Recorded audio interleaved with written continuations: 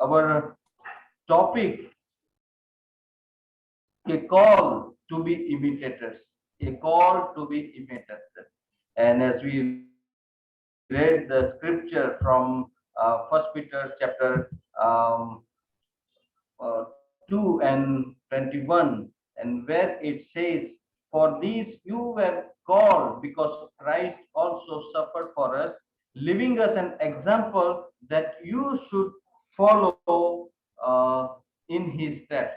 You should follow in his footsteps." Another version, amplified version, says that you have been called for this purpose, and you may follow in his footsteps. So, wonderful version, amplified version says that you have been called for this purpose.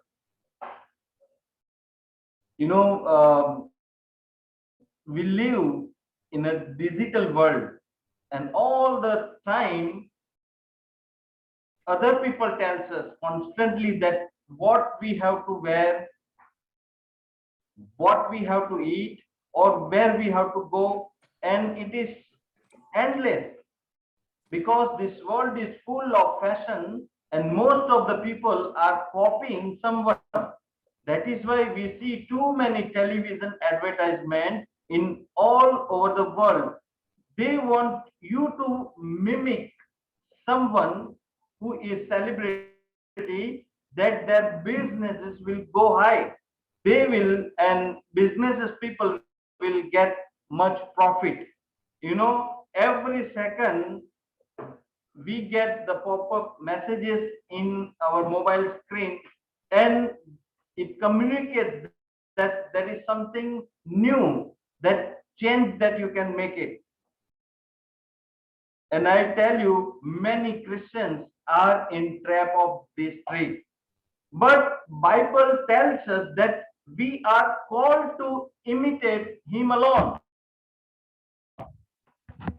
We are called to imitate him alone, so that we become example to other believers, so that we will be example for our next generation Christians.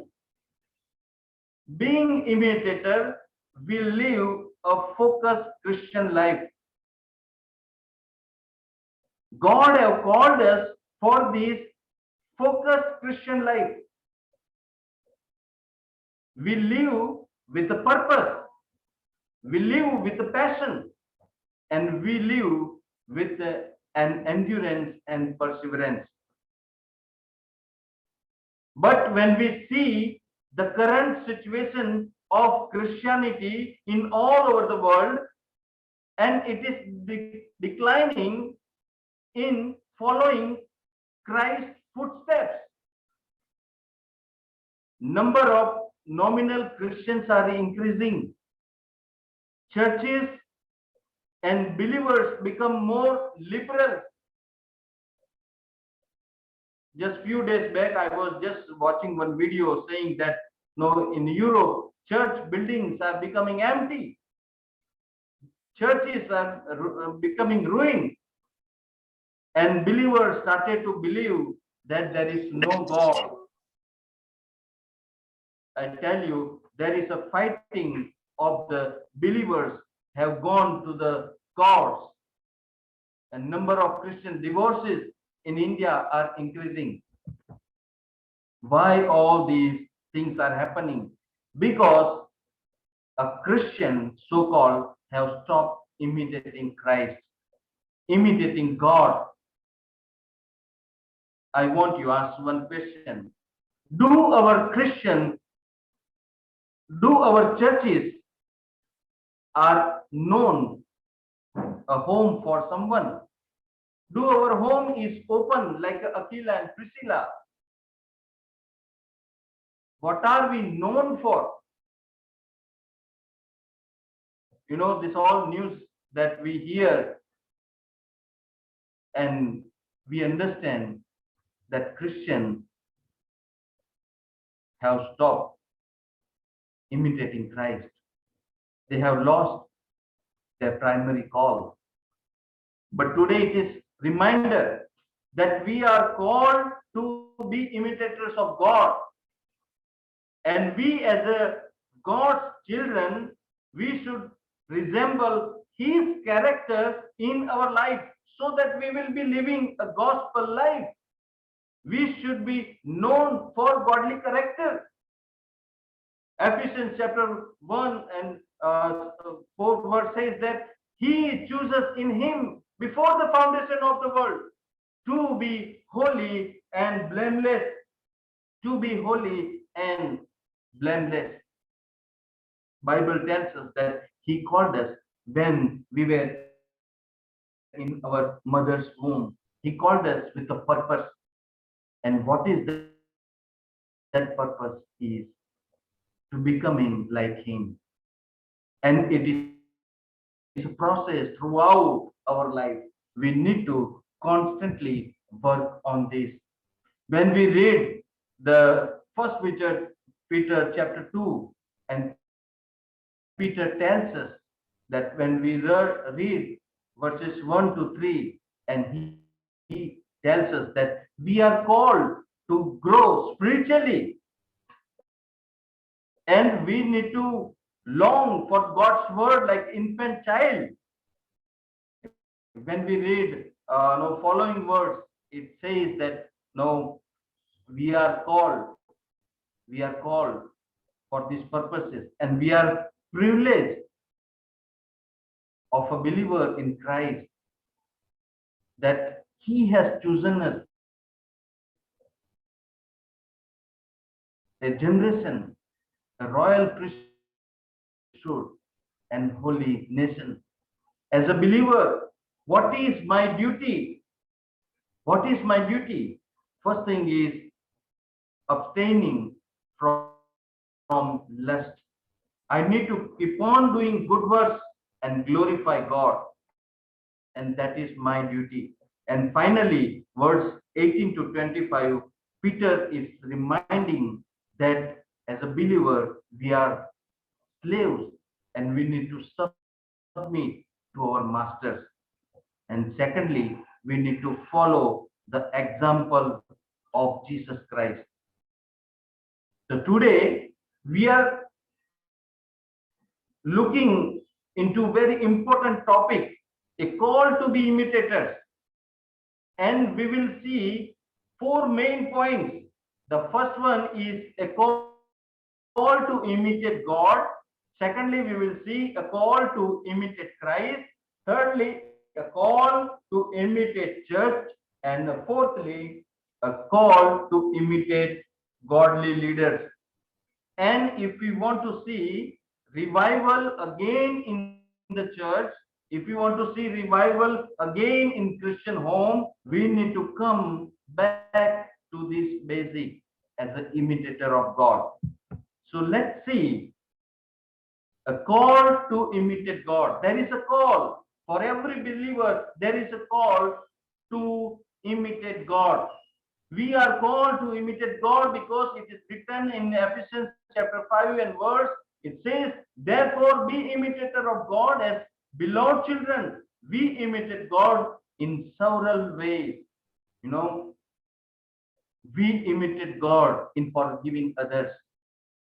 Bible says, be kind to one another, tender-hearted, forgiving one another, as God in Christ forgive you. We are called to forgive others, and this is our foundational life, my dear brother and sister. This is my foundational Christian life. No, unforgiving heart is belongs to devil, keeping all bitterness about fellow believers. How can we worship the Lord? Never, we cannot worship the Lord. But sadly to say that many choir members in the churches have bitterness, but still they will sing together. How sad it is. You know, this kind of life will lead us to hypocrisy and double role life. We must forgive as he has forgiven us. All lying and corrupt communication that stir up evil desire and lust and grieves the Holy Spirit. You know, when we forgive, He gives us grace and blessing us with all spiritual blessings as peace, righteousness, and eternal life, so that we may able to enjoy the fellowship with God and with fellow believers. Until and unless we imitate God in forgiving others, we cannot have good relationship with our fellow believers. Secondly, we see is we imitate God being kind to one another. In Ephesians chapter 4 and 32, it says, be kind to one another, tender hearted. The secret of true politeness is desire to make others happy.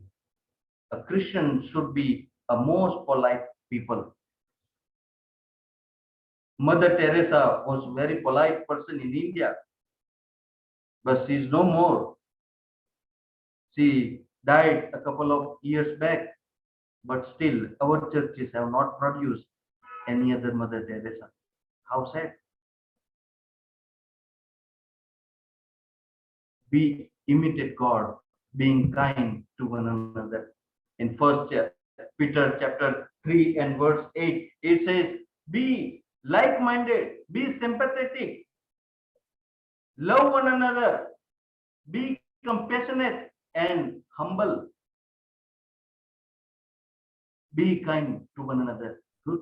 In our words, in our action, by looking pleasantly on each other, speaking kindly to one another, maturely doing every good work. We should not be hard-hearted to those who are in distress or close to them, be kind to those who are weak, backsliders, and slow learners. Remember, how did our Heavenly Father have treated us? He dealt with us with kindness. When I was in sin, when I was thinking, He had compassion over me. He has forgiven me. Praise God that He has not dealt with us with what we deserve. In grace, He has chosen to love us and forgive us of every sin. The blood of Jesus Christ cleanses from all our sins, and because God loves us, and that this is how He treats us. Thirdly, we imitate God in being kind to ungrateful and wicked people. We live in this world where all mixed groups are there. And Bible says in Luke chapter 6 and verse 35,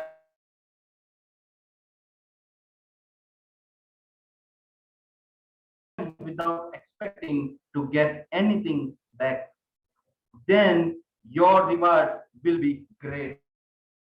Then your reward will be great. We are called to be kind to the wicked people. It is very easy to love those who love us, but it is very difficult to love those who hate us. But there is a call. There is a call to imitate God in being kind to the wicked people, those who hate us. I remember when I was in Punjab, a person who wanted to chase me out of village, and he was um, he was telling other people that you remove this couple from our village. And one day this person was met with an accident, and no one was there to take care of him. And me and Shaila, we both constantly visited him in the hospital. We took some fruits and we helped him to get medicine.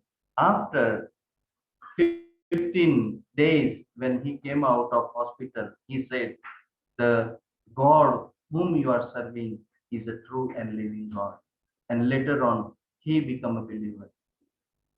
God has called us. God has called us to imitate him. God has called us to imitate him. We imitate God by abiding in him. When we stay near and around a person, often his character, start to come on us. And it is the same with God. We must be constant in our prayer, enjoying in his presence. We must often fellowship with his godly people.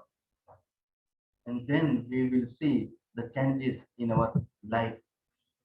Secondly, we are called to imitate Christ. First, we saw we are called to imitate God. Secondly, we are called to imitate Christ. We imitate Christ in living like Jesus. I remember Watson Anand when he was taking class for us, and he was telling you should be known as a little Jesus. And that word was always ringing in my ears that yes, that is true. I need to known as a little Jesus.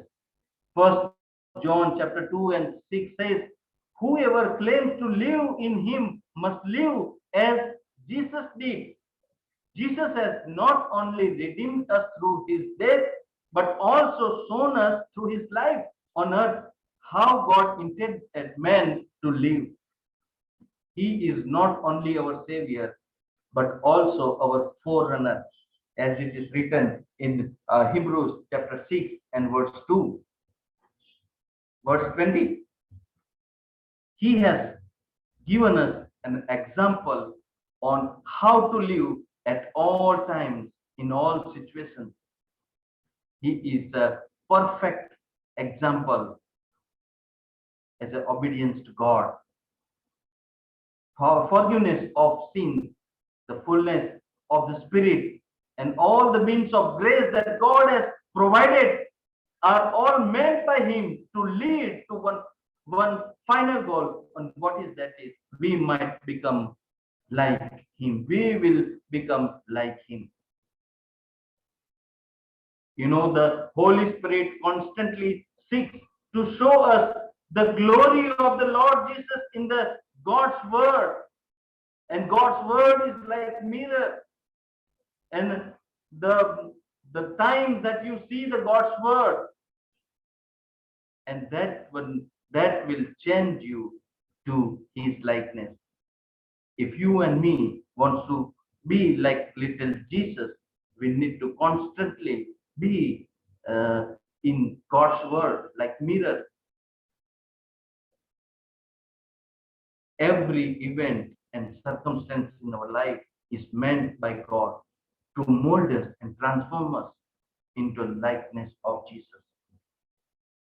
And so we see that our Father in heaven, the Holy Spirit in our hearts are both working towards one goal, that we might become like Jesus. The more we partake of our Lord's nature, the more we will live on earth as he lived. This is the spirit-filled life. Dear brother and sister, this is the spirit-filled life, that the Christ likeness will grow and glow in us. Secondly, we see that we imitate Christ in suffering without retaliation. Thomas Kempis writes in his book saying that Jesus has now many lovers of the heavenly kingdom, but few bearers of his cross. In believers' life, there is no crown without cross. There is a call to take part in his suffering. That is what we read in 1 Peter chapter 2, verses 21 to 23.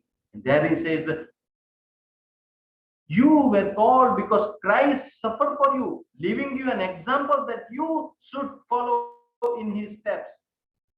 Jesus willingly opened his palms to receive the nails on the cross.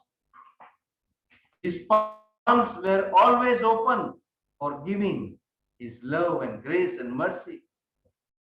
Finally, he gave up his life for you and me.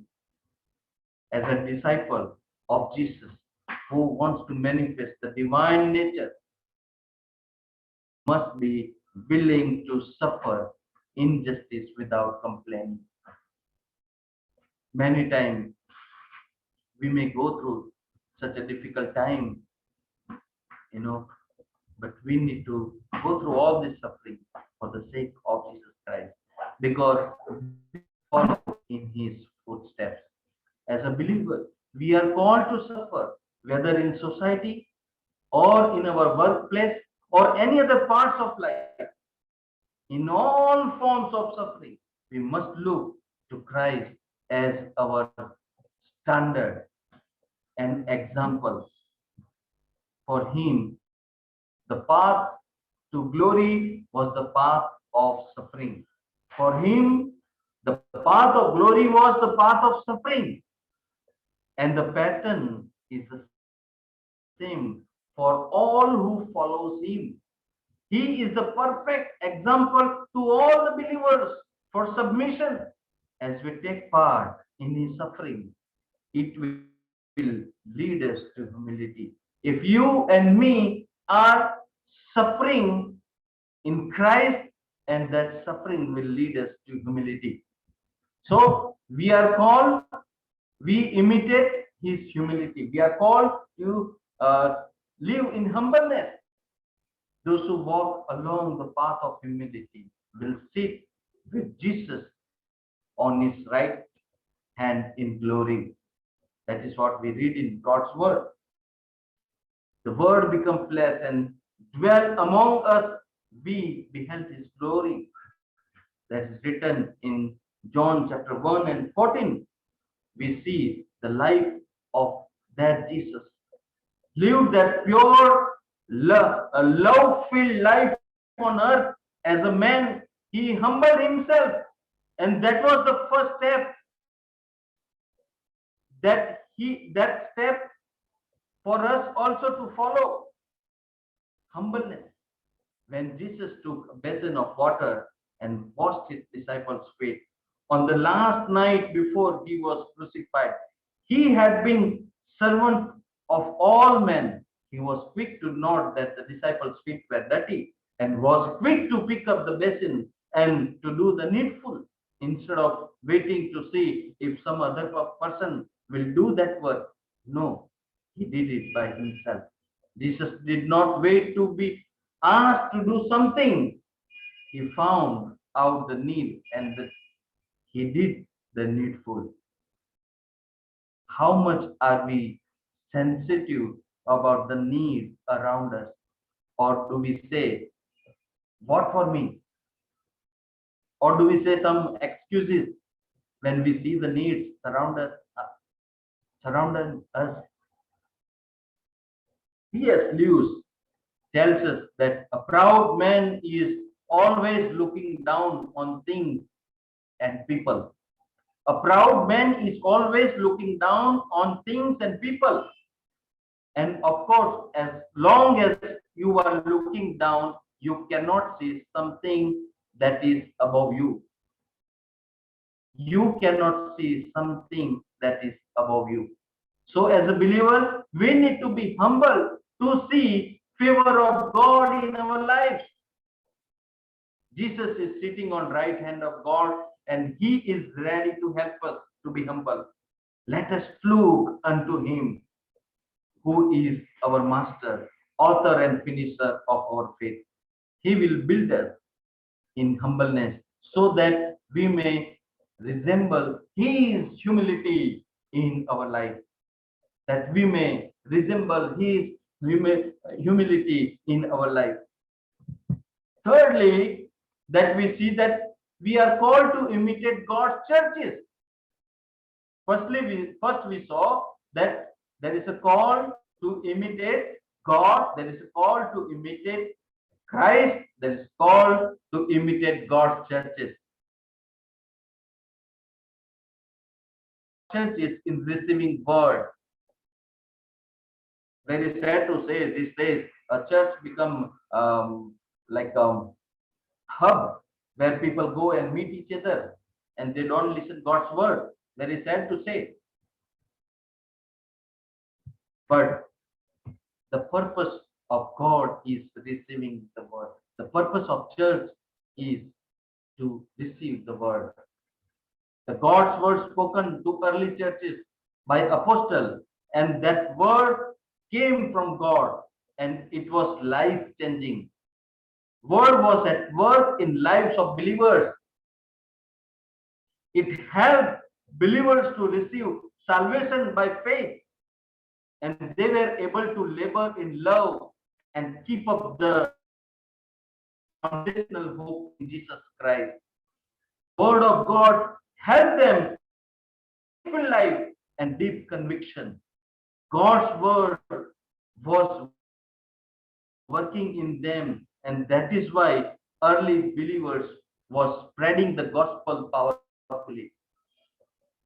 Nowadays, when we see churches have stopped evangelism because there is no word or there is a less word. This word made the believers, early believers, to imitators of the churches of God in Christ. So that wherever they went, they established word-based church. Wherever they went, they started the word-based church. Their foundation was God's word.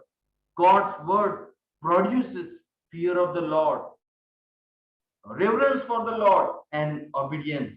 The word of God strengthened the men and women and believers of the early churches who stood strong in the persecution and suffered for the Christ because their base was word of God.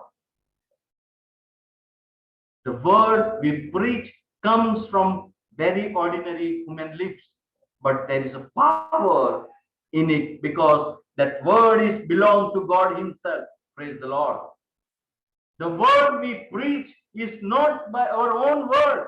It is God who gives that faith, who increases the faith, and it grants the repentance and gives the new life. When churches receive God's word, it will never stop to bring new souls in the church. You know, when we go to church, it should edify us, my spiritual life, that continue we may grow in Christ likeness. Now we have seen we imitate God's church and receive the word. Now what is my next step? When I go to church, I receive God's word. Now what is my next step? Next step is we imitate God's church is in spreading the word. First Thessalonians chapter 1 and verse 7 to 8 says, and so you become a model to all the believers in Macedonia and Achaia. Verse 8, the Lord's message rang out from you not only in Macedonia and Achaia, your faith in God has become known everywhere. Therefore, we do not need to say anything about it. We know God used Paul to share God's word and gospel to Thessalonians. During his stay for 3 months, he established a fellowship which was full of love, full of spirit, and all the believers were active to spread the good news to other places. When we see and when we study about the church of Thessalonians, they were not knowing the truth. They were worshipping the idol, and they had no hope. But when they trusted God's word, when they received the living hope, they become the children of God, and their bodies become the temple of living God. Now, as a new believers, the Thessalonians set a good example that encouraged the surrounding churches, that all the churches, they grow in God's word.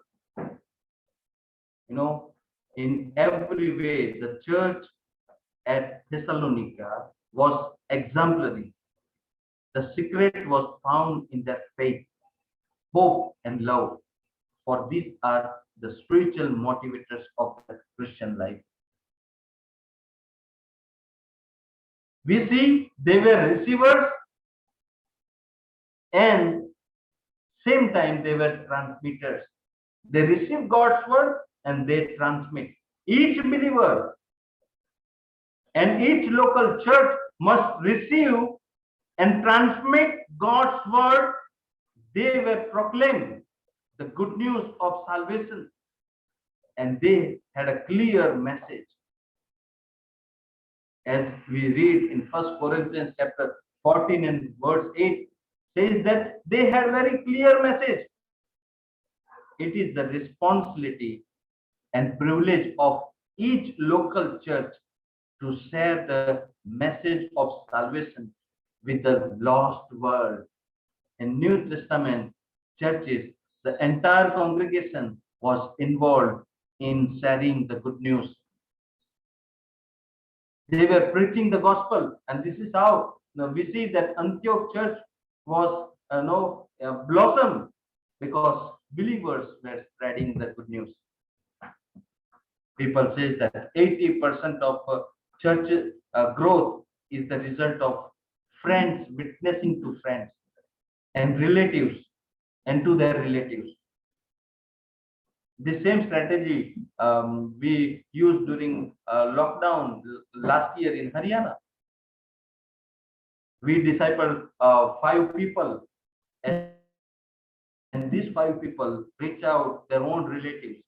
And within the 1 year of time, we got 33 new believers in the church. The personal desire to involve in evangelism, and that is a call for every believer. We need to involve in evangelism. While visitation evangelism and other methods help the personal contact in bringing harvest. God has chosen the church that we might be witness today. The fact that we are called to elect people does not excuse us from the task of evangelism. God has called us to be witness. There are 2.4 billion people in our world have no visible witness of the gospel in their midst, or no church body to tell them about Jesus. But God have chosen you and me and church to be witness for the Lord.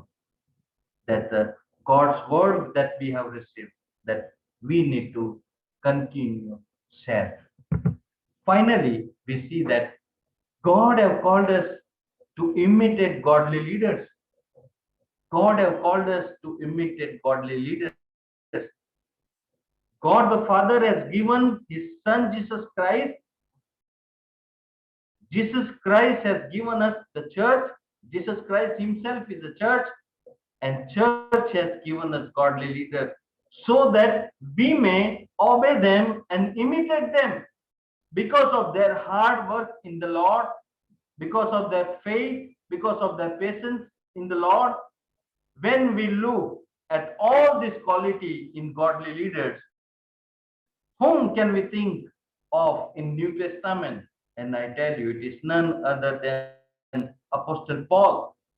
Paul set an example before the church in love and in devotion in Christ, in his sacrificial service.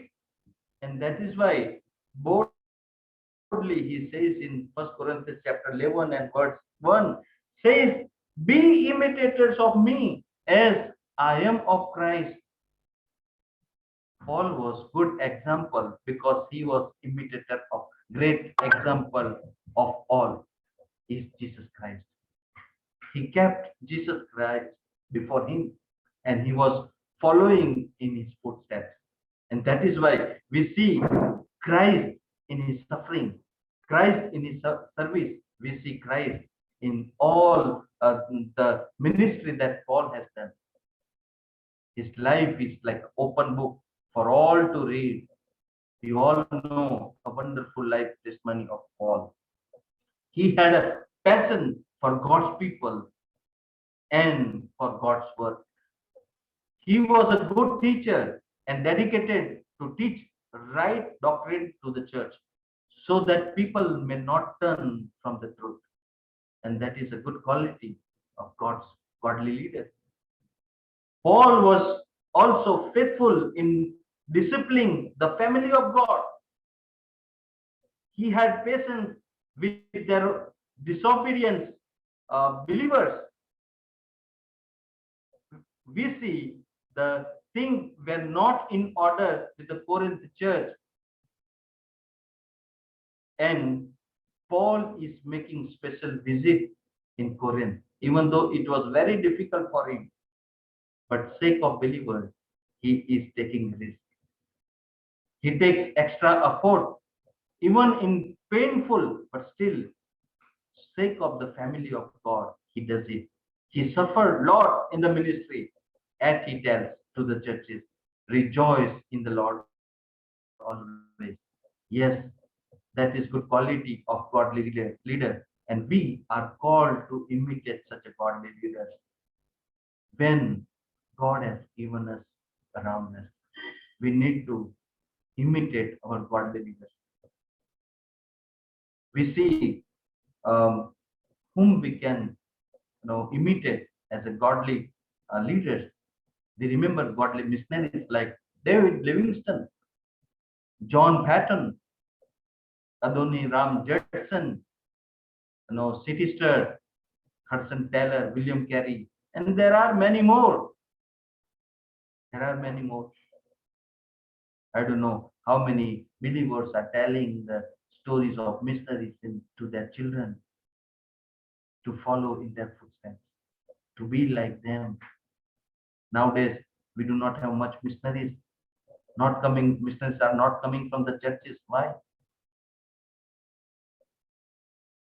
This is the question that it is upon us.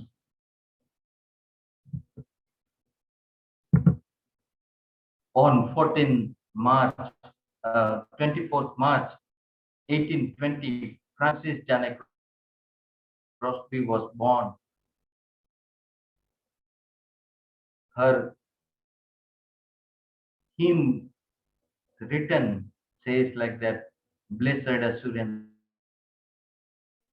all the way my Savior leads me. To God be the glory. Pass me not, O gentle Savior. Safe in the arms of Jesus. Rescue the perishing, and Jesus keep me near the cross. This all hymns written by Francis Janet Crosby. Fanny was born in a Puritan community in the town of Southeast New York. She is the only child of Mercy and John. When Fanny Crosby was 6 weeks old, a doctor was called to treat minor eye inflammation. His visit had a reverse effect. He placed hot poultice over the infant eyes and Fanny became blind and she lost her eyesight. It was only the beginning of great work. That is what Fanny tells in her biography. Fanny's grandmother Eunice challenged her to fight for her education. She spent countless hours reading to young Fanny long selection of literature, poetry, and most frequently the Bible. As Fanny tells that she memorized all chapters and long portions of both Old and New Testament. As a child, she was able to commit the first 5 books of the Bible to memory in the 18 during her lifetime of 94 years. Fanny Crosby served the poor and orphans in New York, traveled extensively, and authored more than 9,000 hymns. Fanny's accomplishment did not lead to pride. Her poems were what the public expected, but didn't contain half of what her soul was proclaiming about God and heaven. What a great testimony it is. What a great testimony it is for us. Dear brother and sister in Christ, God has called us to follow and also to imitate Him. The more we are near to Him, the more we will reflect godly character, as it is written in Hebrew chapter 12 and 12 says, tell us, let us fix our eyes on Jesus, the author and perfecter of our faith, so that we will grow in His holiness and righteousness. We need to remember always the way God has called us, and let us abide in Him and His word. Keep studying and meditate God's word constantly, which will help us to discipline our life in Christ, so that our inner life will shine for Jesus, and let the people living in the darkness world will come to saving knowledge of Jesus Christ. When we are imitating Christ, our lives will become model for others. Let us ask ourselves, is there God's like character in our daily life? Am I known for my godly character? What are steps am I taking to imitate God? What are steps that I am taking for Christ? What are steps that I am taking to imitate my church? What are steps that I am taking to follow godly people? I'll be serious about setting an example for other believers. World is looking at us. New believers are looking at us. How are we setting an example? Will you give your time to share gospel to your friends and your neighbors? May God continue help us and encourage us to be imitators of God and follow in His footsteps, so that our life will be a blessing to the community as God's child. Let the love of God flow in our life, so that people may glorify God alone. May God continue bless you and use you all for the great purposes of God as imitators of God. God bless you. Let us close our eyes and look unto God. Lord, we thank you, we praise you, we worship you, Lord. Lord, you have called us for a purpose. Lord, you have called us to imitate our God. You have called us to imitate Christ. You have called us to imitate our early churches. You have called us to imitate godly leaders. But Lord, somewhere or some other way, Lord, we have missed the way. Lord, forgive us. Help us that, Lord, we will come back. We will come back to the track that you have shown to us, that continue. We will grow in holiness and righteousness. Help us that, Lord, God's character will resemble in us, Lord. We ask forgiveness of our laziness. Lord, we ask forgiveness of the things that we have neglected. Help us that, Lord, seriously we will follow in His footsteps. We will keep Christ before us. We will keep cross before us. We do not know, Lord, in days to come, what all the times that we have to face it. We do not know. But Lord, I pray, Lord, if we resemble the Christ likeness in us, the God's character in us, Lord, definitely we will sign for the Lord and for the people, Lord.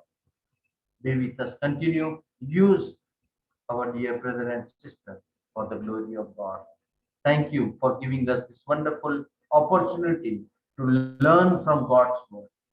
Lord, help us to be imitators of God. In Jesus' name we ask. Amen. Amen.